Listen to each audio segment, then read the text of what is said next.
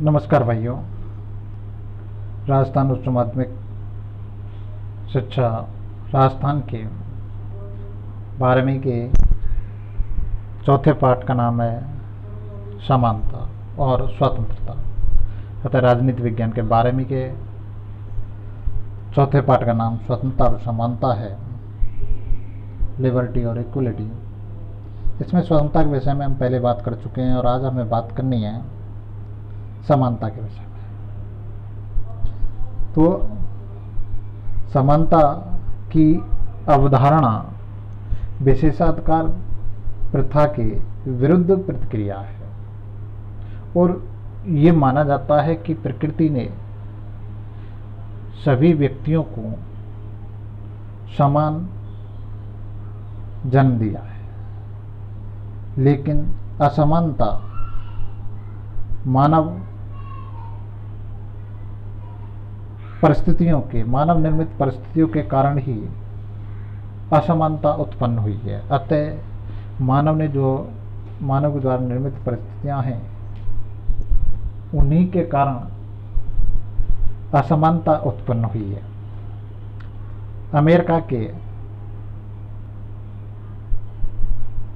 स्वतंत्रता संग्राम 1776 के समय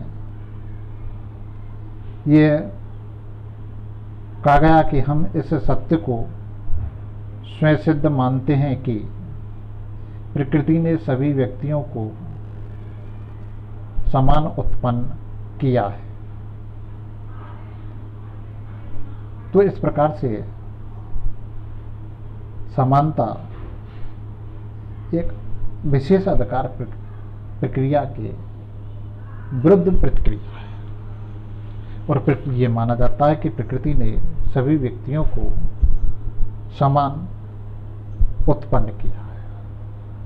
अब हम बात करेंगे समानता का अर्थ।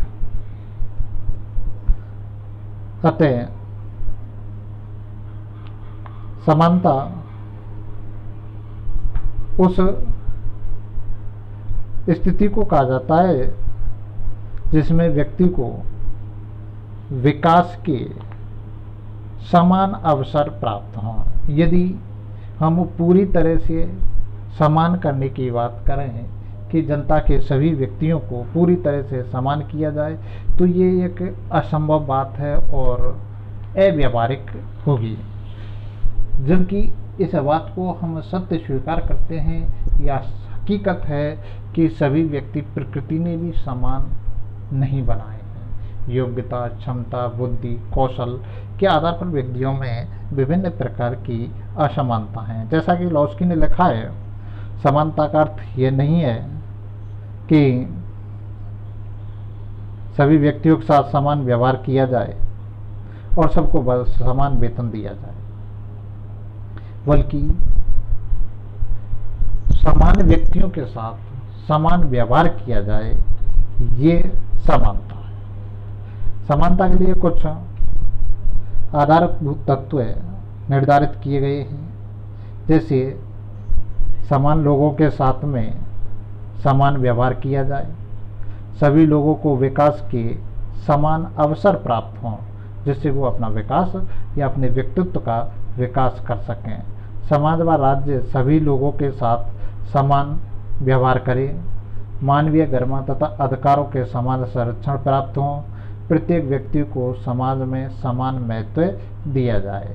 तो इस प्रकार से यदि इन बातों का ध्यान रखा जाए तो समाज में समानता स्थापित की जा सकती है और साथ ही साथ समाज में किसी व्यक्ति विशेष के साथ में जाति, धर्म, भाषा, लिंग, वर्ण, जन्म स्थान या बोलने वाली भाषा, नस्ल के आधार पर किसी प्रकार का भेदभाव न किया जाए।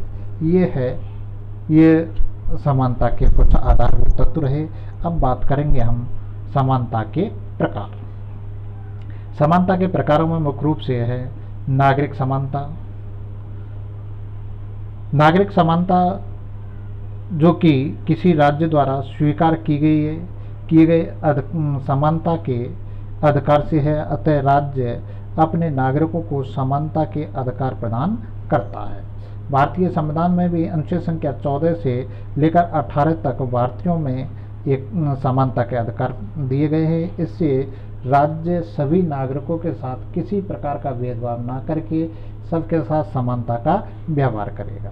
राजनीतिक समानता, और इससे पहले हम राजनीतिक स्वतंत्रता पढ़ चुके हैं। राजनीतिक स्वतंत्रता और राजनीतिक समानता लगभग समान है, अतः सभी नागरिकों को जो राजनीतिक सहभागिता के अवसर हैं वे सभी व्यक्तियों को या सभी नागरिकों को समानता के साथ प्रदान किए गए हैं। उनका समानता के साथ सभी व्यक्ति उपयोग कर सकते हैं, जैसे वोट डालने का अधिकार है, सार्वजनिक पद धारण करने का अधिकार है, या अन्य राजनीतिक सहभागिता हैं, राजनीतिक दल बनाने का अधिकार है, दबाव समूह निर्मित करने का अधिकार है। तो ये सभी अधिकार सभी व्यक्तियों को समान रूप से प्राप्त हैं। सामाजिक समानता का भारतीय परिस्थिति में काफ़ी महत्वपूर्ण है, और ये कह सकते हैं कि भारतीय समाज में सामाजिक समानता की पूरी तरह से अभाव है, या भारतीय समाज में सामाजिक समानता ना के बराबर है। फिर भी समाज में किसी प्रकार की भेदभाव ना हो, सभी व्यक्ति सामाजिक रूप से समान हों और उनमें विकास के लिए समान अवसर प्राप्त हों। प्राकृतिक समानता का जो तत्व है वो सर्वाधिक विवादास्पद माना जाता है, और सर्वाधिक विवादास्पद मानने का कारण है कि जो प्राकृतिक समानता के समर्थक व्यक्ति हैं वो ये मानते हैं कि प्रकृति के द्वारा सभी व्यक्तियों को समान उत्पन्न किया गया है, और उनमें जो असमानता हैं वे मानव निर्मित परिस्थितियों के कारण उत्पन्न हुई हैं। अतः मानवों से निर्मित परिस्थितियों की वजह से ही असमानता उत्पन्न हुई है और उनको सुधारा जा सकता है। लेकिन वास्तविक स्थिति यह है कि प्रकृति द्वारा भी सभी व्यक्तियों को समान उत्पन्न नहीं किया गया है। क्षमता, कौशल या शक्ति, बुद्धि, विवेक, इनके आधार पर हम देखते हैं कि अलग अलग व्यक्तियों के अलग अलग क्षमताएं, अतः असमानता हमें देखने को मिलती है। तो हम ये नहीं कह सकते कि प्रकृति द्वारा सभी व्यक्तियों को समान माना गया है। इसके बाद हम बात करते हैं आर्थिक समानता, और आर्थिक समानता अन्य समानताओं की एक आधारभूत स्थिति है। यदि आर्थिक समानता है तो अन्य समानताएं स्वतः ही प्राप्त हो जाती हैं, और आर्थिक समानता नहीं है तो अन्य समानताओं का कोई विशेष महत्व नहीं रह पाता। लेकिन आर्थिक समानता का मतलब ये नहीं है कि सभी व्यक्तियों को आर्थिक दृष्टि से पूरी तरह से समान कर दिया जाए या सब में समान विभाजन कर दिया जाए, बल्कि आर्थिक समानता का जो मतलब है वो यह है कि सभी व्यक्तियों को अपने विकास के समान अवसर प्राप्त हों।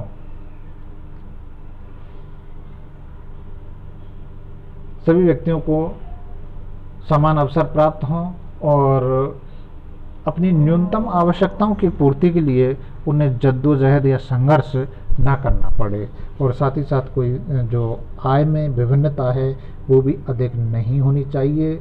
अधिकतम प्रयास ये होना चाहिए कि नागरिकों में आय में समानता स्थापित की जा सके। कोई समाज का कोई भी व्यक्ति ऐसा ना हो जो निर्धनता या धन की कमी के कारण अपने आप को स्वयं को बेचने के लिए तैयार हो जाए, और समाज का कोई भी व्यक्ति ऐसा ना हो जो अन्य व्यक्ति को खरीदने के लिए तैयार हो। तो सामाजिक समानता स्थापित होनी चाहिए, जो कि अन्य समानताओं की एक आधारभूत स्थिति के रूप में कार्य करती है। अगला है सांस्कृतिक समानता। और सांस्कृतिक समानता का मतलब है कि राज्य द्वारा बहुसंख्यक और अल्पसंख्यक वर्गों की जो रीति रिवाज, परंपराएं, वेशभूषा, खान पान या जो भी उसकी अपनी अलग अलग संस्कृतियां हैं उनको एक समान दृष्टिकोण के आधार पर मान्यता प्रदान करना, उनको अक्षुण्ण बनाए रखना और उनकी स्वतंत्रता बनाए रखना, उनको समान महत्व प्रदान करना। आगे बात करेंगे हम कानूनी समानता। कानूनी समानता का मतलब है कि राज्य द्वारा निर्मित जो कानून है उसके प्रति सभी व्यक्ति समान है और सभी व्यक्तियों को कानून का समान संरक्षण प्राप्त है। लेकिन इसका मतलब ये नहीं है कि उच्च स्तर, लो स्तर या के उच्च स्तर और लो स्तर के सभी व्यक्तियों को कानून में एक समान माना जाएगा, बल्कि समान व्यक्तियों के साथ कानून द्वारा समान व्यवहार किया जाएगा। या समान स्तर के व्यक्तियों द्वारा या किन्हीं भी दो व्यक्तियों द्वारा एक ही गुनाह किया या एक ही अपराध किया गया है तो उन सभी व्यक्तियों को समान दंड प्रदान किया जाएगा। तो एक स्तर पर आकर यदि कोई व्यक्ति समान है तो कानून उनके साथ में समानता का व्यवहार करेगा। अवसर की समानता का मतलब है कि सभी व्यक्तियों को विकास के अपने सर्वांगीण विकास के समान अवसर प्राप्त हों। राज्य उनमें जाति, धर्म, वेशभूषा, लिंग, नस्ल के आधार पर किसी प्रकार के भेदभाव नहीं कर सकता। अतः उसे सब अवसर, अपने विकास के अवसर समान रूप से प्राप्त होने चाहिए। शिक्षा की समानता का मतलब शायद आप समझ ही रहे होंगे कि राज्य के सभी नागरिकों को अपने विकास के लिए या व्यक्तित्व के विकास के लिए एक महत्वपूर्ण आवश्यकता होती है शिक्षा की, और शिक्षा प्राप्त करने की समानता सभी को प्राप्त होनी चाहिए। अतः सभी व्यक्तियों को समान अधिकार होना चाहिए कि वो अपनी शिक्षा प्राप्त कर सकें। तो आपने समानता के प्रकारों के विषय में बात की या जाना। अब हम बात करेंगे स्वतंत्रता और समानता के बीच में संबंध। स्वतंत्रता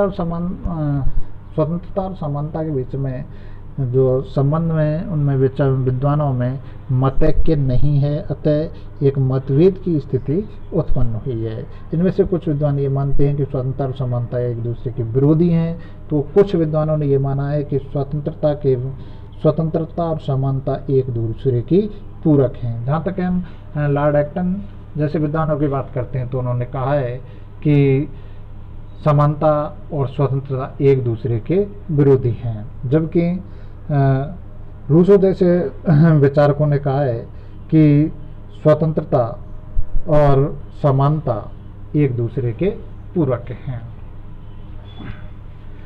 तो पहले हम बात करते हैं स्वतंत्रता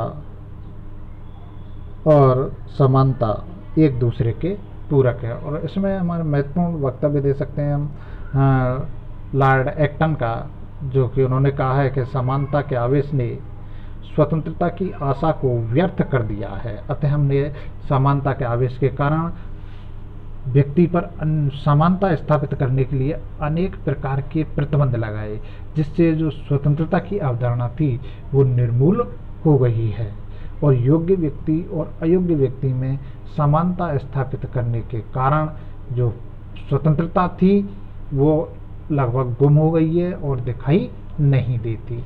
अतः स्वतंत्रता खो चुकी है। इसी के साथ दूसरा विचार है स्वतंत्रता और समानता एक दूसरे के पूरक माने जाते हैं। अतः जब हम स्वतंत्रता समानता स्थापित होगी तभी वास्तविक रूप में स्वतंत्रता का उपयोग किया जाएगा, और जब स्वतंत्रता का उपयोग किया जाएगा तभी वास्तविक रूप में समानता स्थापित की जा सकती है। इन विचार के समर्थन में मुख्य रूप से रूसो ने कहा है समानता के बिना स्वतंत्रता जीवित नहीं रह सकती, ऐसा रूसो ने कहा है। और साथ ही साथ में पोलार्ड ने लिखा है स्वतंत्रता की समस्या का एकमात्र समाधान समानता में ही निहित है। अतः स्वतंत्रता की समस्या का समाधान समानता में निहित है। इन दोनों विचारों में ये कहा गया है कि जब हम स्वतंत्रता और स्वतंत्रता को यदि निर्बाध रूप से या स्वेच्छाचारी कार्य करने की छूट दे दी जाए तो वो स्वतंत्रता तो प्राप्त होगी, लेकिन वास्तविक रूप में स्वतंत्रता प्राप्त नहीं होगी, क्योंकि वो तो केवल शक्तिशाली व्यक्तियों की ही स्वतंत्रता होगी। निर्बल व्यक्तियों को स्वतंत्रता प्राप्त नहीं हो सकती, और उनकी स्वतंत्रता पर शक्तिशाली व्यक्ति अपना अधिकार स्थापित कर लेंगे। अतः कुछ व्यक्तियों की ही स्वतंत्रता रह जाएगी। लेकिन जब एक व्यक्ति अपनी जैसी स्वतंत्रता दूसरे व्यक्ति को भी स्वतंत्रता प्रदान करता है तो वहीं पर ही समानता स्थापित हो जाती है। अतः अन्य व्यक्तियों के साथ साथ वो स्वयं व्यक्ति भी समानता के साथ साथ स्वतंत्रता का उपयोग कर सकता है। तो नमस्कार भाइयों, हमारा यह समानता वाला पाठ समाप्त हुआ। आगे हम राजनीतिक समाजीकरण के विषय में बात करेंगे, और यदि कुछ पूछना हो तो कमेंट करके पूछ भी सकते हैं। और कोई नए टॉपिक पर कुछ बच्चों ने फ़ोन पर ये कहा था कि नए टॉपिक पर कुछ पूछना चाहें, तो नए टॉपिक पर यदि कोई कम से कम 10 बच्चे किसी एक ही टॉपिक पर कमेंट करते हैं कि इस टॉपिक पर वीडियो बनाई जाए, तो फिर उस पर नई वीडियो बनाने का विचार करेंगे। नमस्कार भाई।